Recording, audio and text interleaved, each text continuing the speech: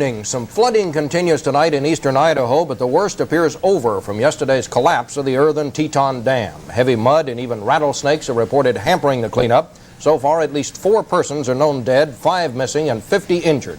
We have a report from Murray Fromson.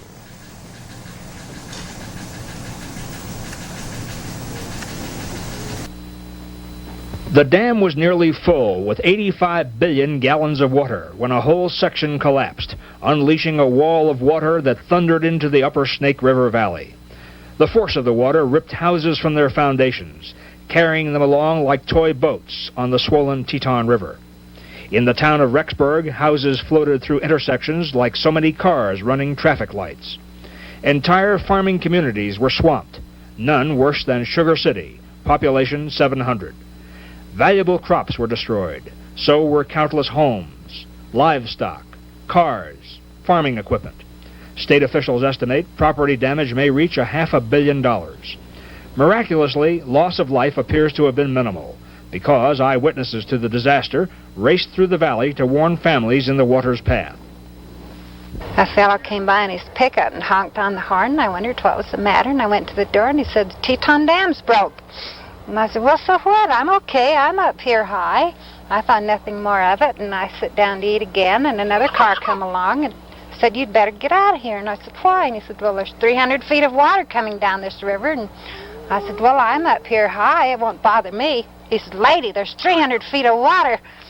And I panicked. The Teton Dam has been a subject of some controversy since construction began. Environmentalists sued to block the project, saying the dam would destroy valuable fishing areas. Moreover, many people, including some in the U.S. government, argued that the sand used for the 300-foot-high earth-filled dam was too porous, that it could not contain the heavy spring runoff from the nearby Teton Mountains. But Senator Frank Church won Senate backing for the dam. When he heard the news, he broke off campaigning in Ohio for the Democratic presidential nomination to return home.